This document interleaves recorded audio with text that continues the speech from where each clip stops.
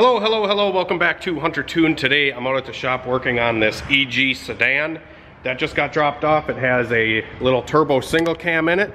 It's a D16Z6 with a Vitera. I don't know if it's got the custom length rods or not, but it is a Vitera build with forged rods, and it has a ram horn, turbo manifold, tile wastegate, and a Borg Warner not Borg Warner, it's a whole set HX35 turbo. It also has a Bisimoto 1.2 cam and a set of precision 1000cc injectors. This car is running on pump gas, and we're going to tune it on Honda S300. So to start off, I just pulled the spark plugs out of it, and they are looking pretty fouled. So this is what the spark plugs are looking like currently. You can see they're very dark and sooty. So we're going to replace the plugs right away before we start, and then we are going to get in the computer and put a base map in this thing. I'm hoping these injectors are going to work out okay. From previous precision injectors that I've tuned, especially these really old school ones, they don't really like to idle, and they don't really like to cruise that well. I know my buddy with the cobweb covered Civic, if you guys remember that video, he had a set of precision 880s in his single cam, and we could never get it to really cruise that good. And we switched over to the Hunter Tune Flex Fuel injectors, and it completely fixed the issue. And that's how I started selling these decapped injectors, because we were so blown away by how good those Flex Fuels ran compared to these, name brand precision injectors.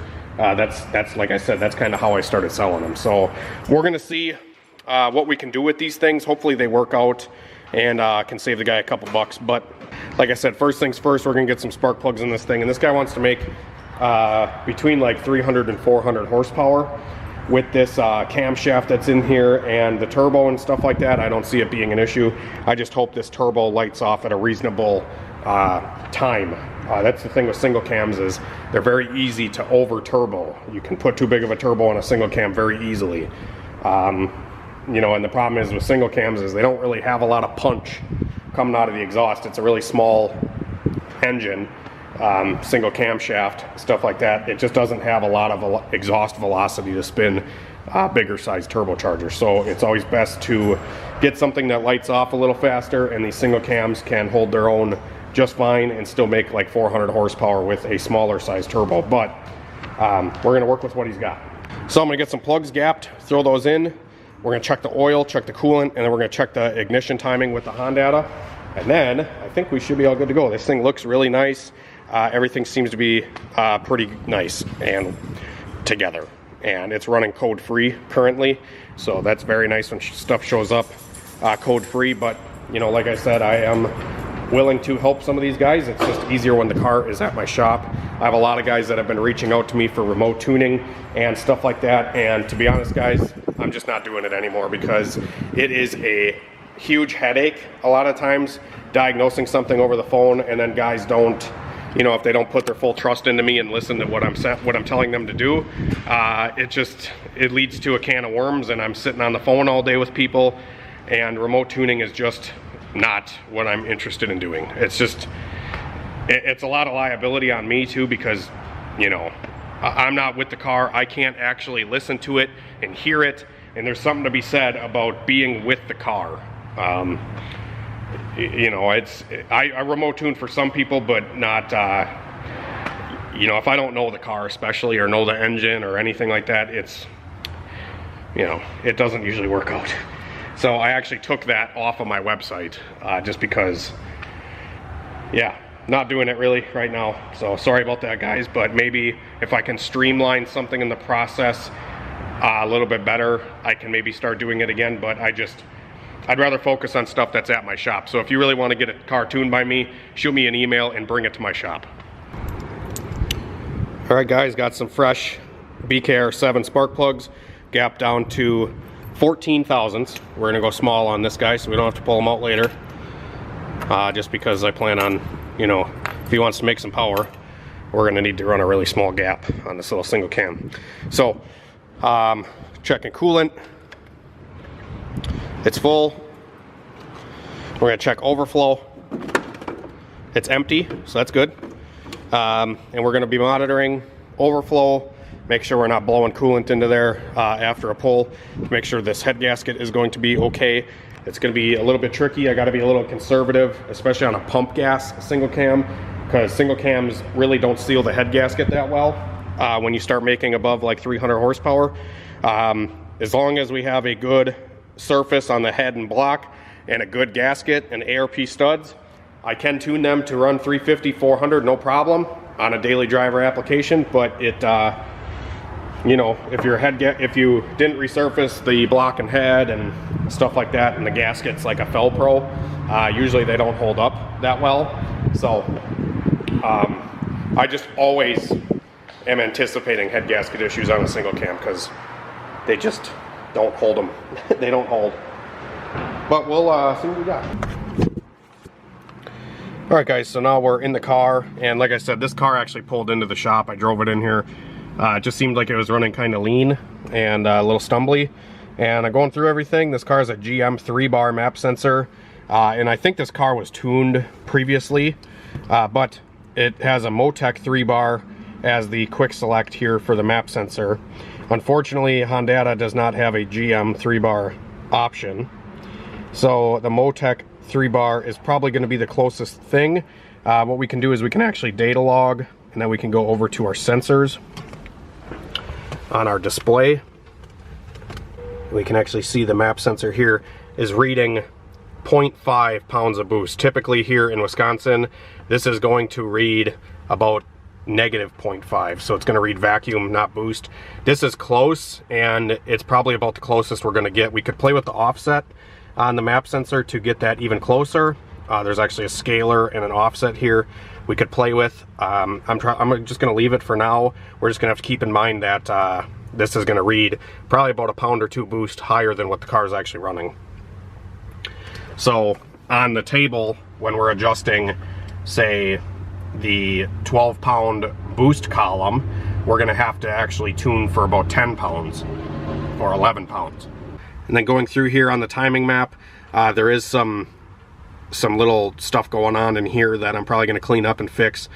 We have sections where it's 20 degrees, and then like right next to it, it goes down to 8 degrees. So we want to make sure that this timing is nice and smooth.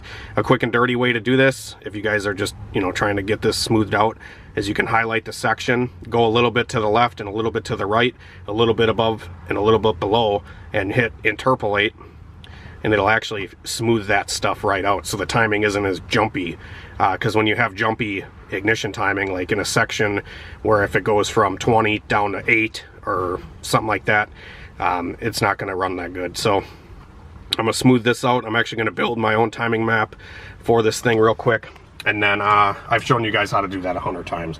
So once I get the timing map built, I am going to go through and put some injector data in this thing, because the fuel injectors here, you can see the dead times are all at 0. So that's not good. We're going to implement some data, because I don't know why the dead times are at 0. That's kind of weird. VTEC is also at 5500. The camshaft is at 0 on the gear, so we're going to see where the power ends up, how the power band builds, and we may shift that one way or another on the cam gear and play with VTEC a little bit, because 5500 seems kind of high. The rev limiter is at 83. Like I said, I think this thing was previously tuned, so I'm going to kind of work off of what they got here, try to clean it up, and make a little single cam ripper. So I'll pick up you guys in a little bit when I get rolling. I'm going to get this thing idling, get some dead times in it. Hopefully everything runs good. If it does, I'm going to pick back up with you guys in a little bit. Alright guys, I got it idling. I was adding fuel into the tune because you can see the wideband here is just reading lines like it's lean, but it was smoking fuel. It was so rich. So I don't have a working wideband right now. I kind of tuned it by ear so far to get it idling, and I have it idling pretty smooth right now, but like I said, we don't have a working wideband. And the sooty plugs kind of explains, like, maybe this thing's just been running really rich. Another thing to note is, I don't know if you guys can hear the exhaust leak. You can see the smoke coming from the turbo manifold is leaking. So That's not good. I'm also going to lower the fuel pressure. It's currently at 50 psi, 50. I'm going to lower the pressure down to like 40 or 35 on these injectors, because these injectors, I can probably honestly show you guys an example. I'll crank the pressure up to like 65 or 70. The injectors will just shut off. That's how these things are. They're old school. They don't like working with high pressure. So if we lower the pressure, they should work a little better. So I'm going to lower the pressure down. I got to talk to him about this exhaust leak, because it's pointless tuning it with an exhaust leak. You can't really tune really any car if it's got an exhaust leak by the engine, and especially a turbo car, because if the exhaust gas is leaking prior to the turbocharger, which this one appears to be leaking either at the downpipe flange, which is going to give me skewed readings at the wideband sensor, or it's going to not deliver the exhaust into the turbocharger, resulting in a very lazy car. It's not going to spool up very good, and it's not going to make the power you want. So you got to always make sure, guys, no exhaust leaks. I tell a lot of guys, you don't ever blow the turbo to manifold gasket ever if you don't put one in. I don't know. I don't even run one half the time. Another thing that I got to remember too is this dump tube off the wastegate's pointing right at one of my dyno straps. So I'm probably actually going to take the dump tube off, and I'm going to just run it open since the hood's open. I don't want the straps to be burning off. So I'm going to probably set the ignition timing real quick, just make sure that's on, and I'm going to verify exactly where this exhaust leak is coming from. If it is coming from the downpipe flange, we might still be able to tune it. Let me grab a flashlight. You can see the soot all built up around where it's been leaking.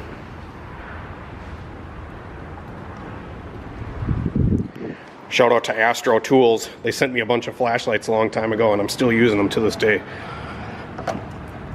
So I don't know if you guys can see down there, there's a bunch of black soot.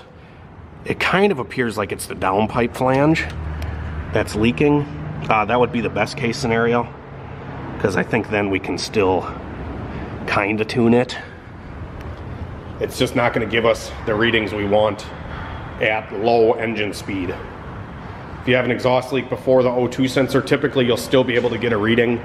Once you get some velocity in the exhaust, the sensor will pick it up. I don't know if you guys ever watch people tune on dyno jets, where they have the wideband on the computer screen. For example, like I watched a lot of Jeremy, the guy that used to tune for Cletus all the time, and they always had a dyno wideband hooked up on the screen up here, and when they were just idling or cruising, the wideband on the dyno just didn't even read, because they used a tailpipe sniffer on a lot of those. And by the time the exhaust gets all the way to the tailpipe, there's no velocity passing the sensor. It's just not, it just doesn't pick up the O2 reading as good. There's some sniffers that work a little better, but from my experience, I haven't got one set up yet, so I usually just tune with the wideband that's in the car. And then, like I said, when they get into it, then you can start seeing the wideband read on the dyno. That might be kind of how this thing is. I don't know if the sensor is bad or if it's just the exhaust leak causing it to read lean like that. It also is one of the old school AEM 4.2 sensors with the latch on it. So I don't think I have an extra one here. I might not. Like I said, I'm gonna verify where the leak is coming from first, and then we can dive into that. All right, guys, I just got the dump tube removed. You can see all the soot built up onto this dump tube pipe, and all that soot, I believe, is coming from the downpipe where the V-band bolts onto the turbo. Either they have the wrong V-band or something. So I'm going to pop off the downpipe flange, the downpipe clamp. I'm going to remove it, try to pull the downpipe off to the side, and I might just put some goop on it, some red high temp RTV, and let it cure for a little while, and then I'm going to start it back up and see if the exhaust leak is gone. That'll verify that it is the downpipe that is leaking, which isn't as big of a deal, but we got to try to figure it out. All right, guys, I just got the downpipe back onto the car, and I got it a little bit tighter than they had it, I think, because they had the nut actually facing in between the turbo flange right here and the wastegate flange, and you couldn't really get a socket in there to get it tightened. So I think I got it quite a bit tighter than they had it. I faced the nut out this way, and I can get a ratchet with an extension through here. So, and I put some goop on the face of each V-band. I'm gonna let it set up for a couple minutes, then we're gonna fire the car back up and see if we have any other exhaust leaks. I also, like I said, got the dump tube off, so I'll verify that this isn't leaking as well. Roxy! Roxy! Hi!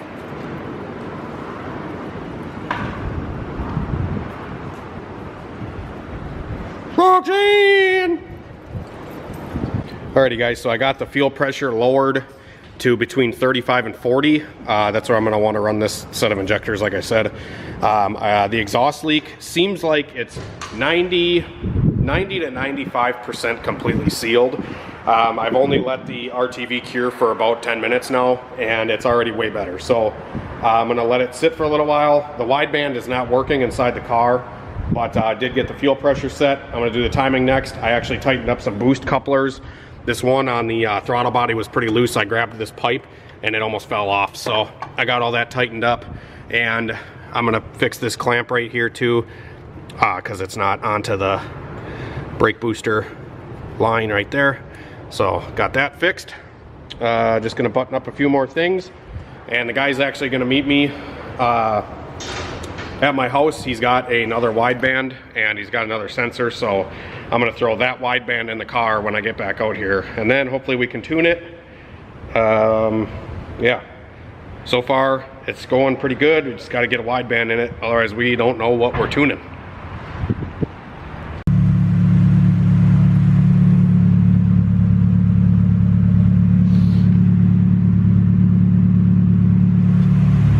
Got a new wideband in the car, fixed the exhaust leak, and she's running great. Surprisingly, these precision injectors are not giving me issues right now, but they are a little bit more finicky. They have like an on-off spot. So if you're, like right now I'm shooting for 13.0 at idle. If I try to go leaner, it just goes 18. If I pull 5%, it just wants to go right 18 and start spitting and sputtering. So there's a sweet spot with these injectors to get them to run smooth like this. But I'm pretty happy so far. When I put the wideband in initially with my tune it by ear tune-up, it was flat 10. It was pig rich. This car's been pig rich for a long time, and that's why it explains all the soot everywhere. So I wouldn't be surprised if we get quite a bit of smoke burning off on this thing when we start to give her the beans.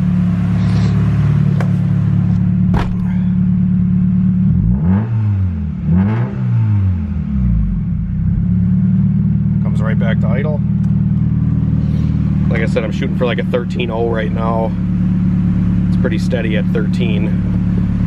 If we try to manipulate the fuel at idle, it starts to get choppy, so I don't really wanna. I'm just gonna show you.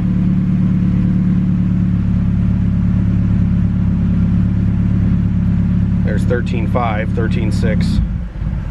It just shut off. Yeah, so that just kind of explains there's a sweet spot with these things. I just put that fuel back in it. There we go, we're back up and running again.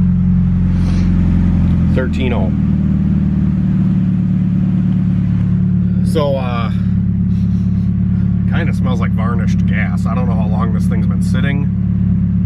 We're gonna get it running as good as we can, but he has a goal of almost 400 horsepower, and I just don't know if I want to push this thing that far, because especially because it's on pump gas. If it was on E85, I probably wouldn't have an issue with it, but yeah. Anyways, I did adjust the throttle stop for the idle as well, and I have timing pulled back, so I set the idle higher manually, and then I pull it back with ignition timing. It also makes these injectors run a little smoother doing it that way. So I'm gonna have to run through the fuel map real quick, make sure that everything is kind of close. This map looks like it's pretty linear, so it should be fairly close. I'm just gonna have to adjust a few spots, I'm sure. Make sure this thing's up and running good, because if I just blip the throttle here,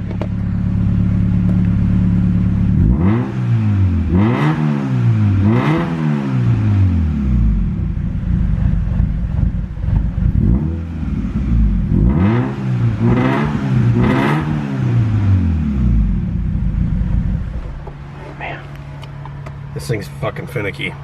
I'm gonna play around with some more stuff. I'm gonna get back with y'all in a minute. Just wants to quit on me for some reason. All right, guys, moving on with this little Civic. Have another issue that kind of popped up out of nowhere. I got everything running good, and all of a sudden the car just started shutting off on me, and I was like, what the heck's going on? And I pinpointed it to whenever the cooling fan comes on, the car just shuts off.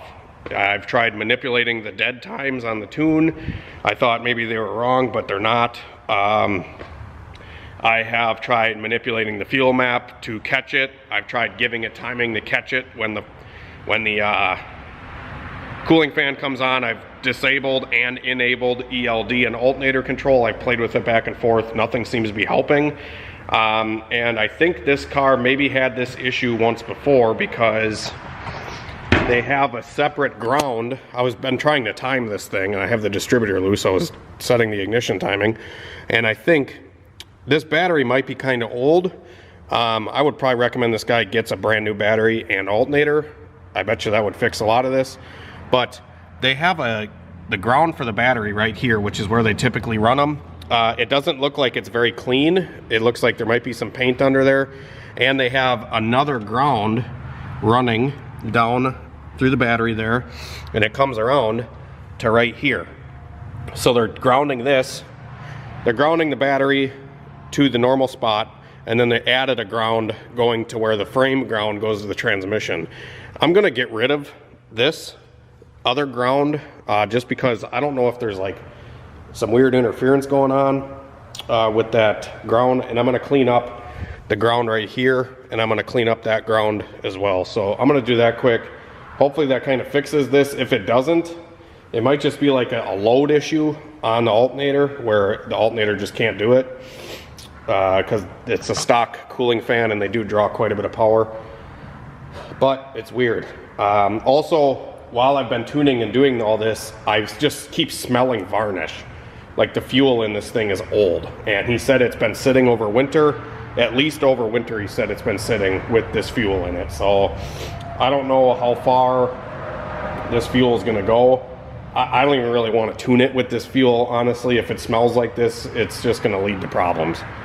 I'm going to have to, like I said, I'm going to clean up these grounds quick, and then I'm going to get back to it. This also, the valve cover ground here, it's just on paint. There's nothing helping that. So I'm going to clean these grounds and then try it again, see if it fixes it. All right, picking back up with you guys here, because I went to take this ground off, and the key was still on, and all I did was like put the ratchet to the bolt like this, and I turned it a little bit, and the fuel pump kicked on. I don't think this is getting good connection. So let's clean them up. Always got to make sure it's bare metal, like bare metal. Rust is better than paint. So got that little bolt out. Yeah, just as I expected. Literally, it's just all paint. All paint where that ground was. So let's clean that up. I'm gonna take, like I said, I'm gonna take this one off as well. And I'll take the one off of the frame down here. I'm gonna take that one over there and on the valve cover. And I'm gonna make sure they're all bare metal, good connection. And I bet you it'll fix our issue.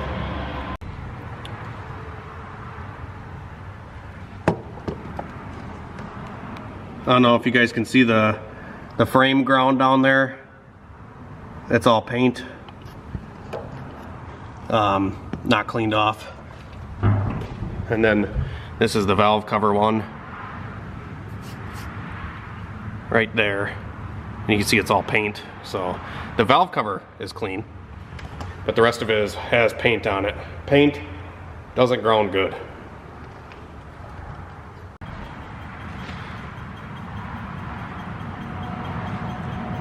Alright guys, got that one cleaned up. Got the one down there on the frame. Got the one on the frame all clean.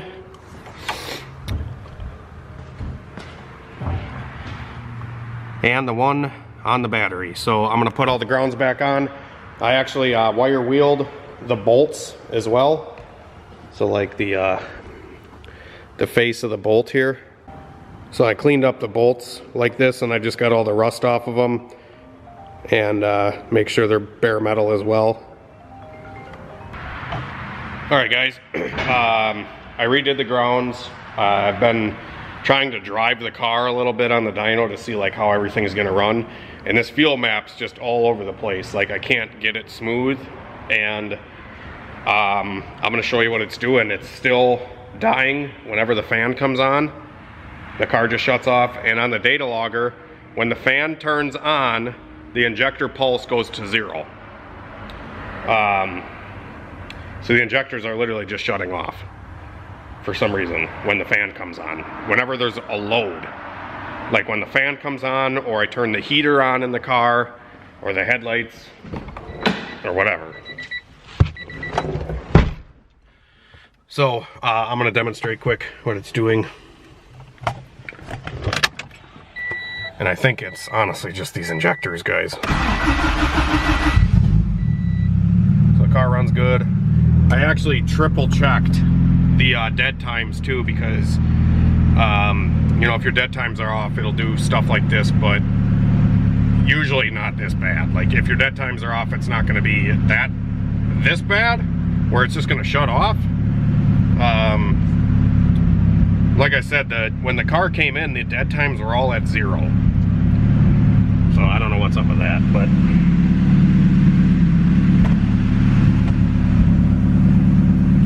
okay, so currently idling you know, like 14. Start driving.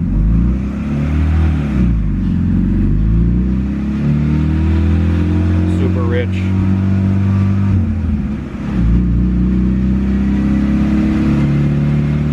Watch this. So I'm gonna hold it steady state. You see it's 10-0. Hopefully you can see it. I'm gonna turn the heater on.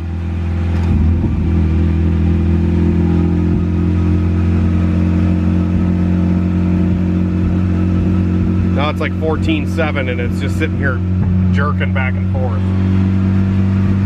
14.0, 14.2, 14.5. But it's really bucky and on and off. So I'll turn the heater off. 10-0.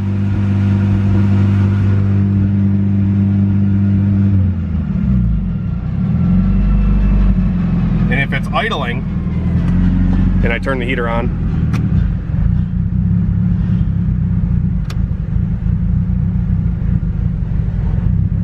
it wants to shut off. It will shut off here in a second. Hang on, let me turn the headlights on. There we go. So, like I said, this is typically like an issue with dead times or something like that, but it's not the dead times. I've actually manipulated them a lot, one way or another, to see if this would help, and it's not. So,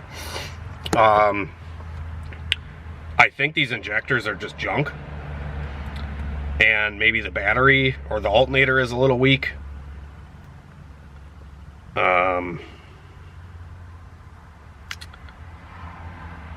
Yeah, it's odd, but like I said, I always throw these injectors in the garbage. I don't ever tune with them because of shit like this. I just spent my day trying to get this thing running with what was here, and I think it's just the injectors are the issue. So what I think I'm gonna do is I'm just gonna take these injectors out. I'm gonna take them home and flow them and test them, see what pressures they all work at, and see if the spray patterns are any good. See if that has anything to do with it. I don't know if this resistor box is bad. Maybe these resistors are junk. This is a stock DSM resistor box. The only injectors that work good, in my opinion, with a resistor box are stock DSM 450s. I just don't see any of these injectors ever work. They just all run like shit. I don't know why. They just do. So, I'm done for tonight. I'm gonna take these injectors out. Maybe I got some injectors laying around. I don't know if I do. I'll have to see what I all have and see if we can come back out here in the next couple days and see if we can swap injectors and see if it starts running any better, because I don't see an issue anywhere else. I really don't. Unless the ECU is bad, which the ECU could be bad. Maybe in like the injector driver or something in the ECU's junk, which could be from improperly wired injectors. That's usually when those go out. But it's not misfiring on any one particular cylinder. So, I mean, another test that you could do is maybe we can measure the voltage going to the injector and then turn the fan on and then measure the voltage at the injector once the fan is on. Because it should remain the same-ish, I think. I don't know if that's a quick test that I can do real quick. I might try that. Alright guys, I'm not going to do that test tonight. I gotta run home. But anyways, I think these injectors gotta go. They gotta go. If this thing wants to run good, I think we gotta do that. Hello, hello, hello, welcome back to Hunter Tuned. I fixed this little single cam today and I figured out what the issue was. In the last video you guys saw me struggling trying to figure out why this thing was just shutting off when any electrical load was on the car. It turned out to be the ECU. So he had brought me 2 ECUs and he said he wanted it tuned with the Honda ECU. I plugged that ECU in, everything was working, and then whenever the fan kicked on, or whenever I turned the headlights on, or whenever I turned the blower motor on for the for the heater, the car just shut off and it would run like complete crap. And then I'd turn the heater off and it would, you know, or the fan or whatever, and it would start running good again. So I assumed, obviously this sounds like an injector dead time issue, but there was no injector dead time problem. All the injector dead times were the right ones, and I even tried manipulating them, and there was just nothing that was fixing this problem. So I threw in pretty much the same tune on his other ECU, which is a Neptune RTP, and no more issue. Car runs great. And now I'm finally starting to tune on this thing. I got a map in the Neptune, and I'm currently got the cruising and stuff dialed in on the map, and I'm working through some bugs. This car is on pump gas, so I'm a little scared to push it too far. I thought I had the boost controller turned all the way down, and I had the boost cut set at 15 pounds, and on the first hit, guys, this thing hit the boost cut and made 251 horsepower. So we're gonna work through it today and see if we can make this thing work. Like I said, I don't want it to run away, so I actually deleted the boost controller altogether. Typically a way that you can set these controllers is you can actually just blow into this side, and then this goes out to the wastegate. So I blow into this side, and if you can hear air coming out, typically that means the controller isn't doing anything. If you blow through it, and it takes a lot of effort to blow through the top, that means the spring is getting compressed and you're blowing past the spring. That's how these work. Is there a pretty much just another wastegate. There's another spring inside of here that the boost pressure has to overcome before it actually goes to the wastegate. So I'm deleting this for now until we figure out how much boost this thing is on. Like I said, it's on old pump gas, and it's a little bit nerve-wracking because, you know, if it had E85, I wouldn't really care. 100 pounds of boost, send it. But, so I just deleted it, and I put a straight vacuum fitting in here so it bypassed the boost controller. So we're gonna do that, and now I'm about to do another run, and I'm gonna raise the boost cut up to probably like 20 pounds and see if it holds. If it hits the boost cut again, I'll probably have to take the wastegate apart and figure out what kind of spring is in it, because it shouldn't be running that much boost on wastegate. But it might have a 15-pound spring in it or something like that, and the controller just was that little bit of enough to hit the boost cut. So I'm gonna get in the car, I'm gonna do another pull, and this thing's gonna rip. It's got a Bisimoto camshaft in it, and these camshafts really wake up these little single cams. So if you get a cam in your single cam, just make sure it's a good one. This Bisimoto is a great option.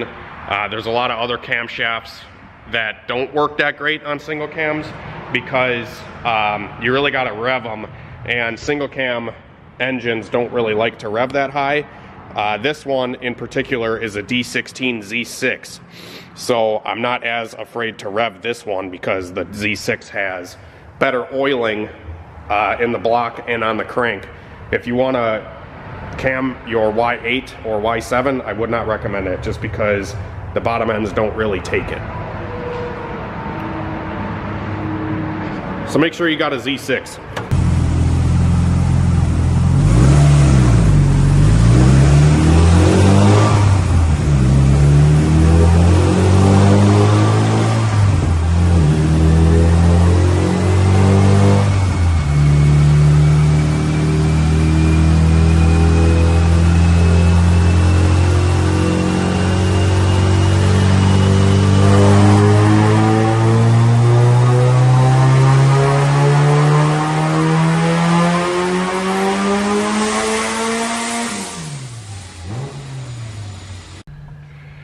Alright guys, I just got my camera charged up a little bit. I've been tuning the car this whole time, but my camera was dead. I got one clip on my cell phone.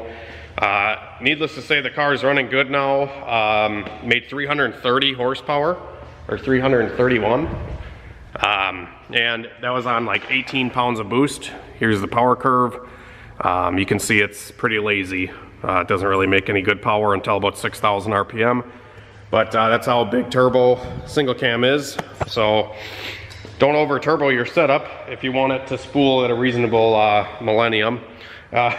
So anyways, this was a challenge. Figured out the ECU was the issue, but now it's tuned on Neptune. Everything's working good. Yeah.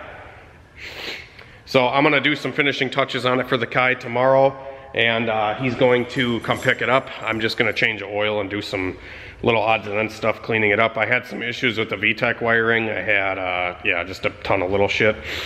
But needless to say, it's good to go now. Everything runs good. The head gasket is leaking, just like every single cam I tune. The overflow is filling up quite a bit, so it's gonna need a head gasket at some point.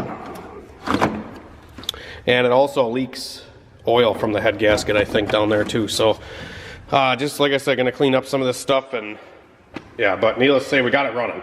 We got it running good. Now it's just clean up stuff. So anyways, thanks for watching, guys. Hopefully this video was enjoyable. If it was, leave a like and subscribe. Thanks for watching. Have a great night and a better tomorrow. See ya.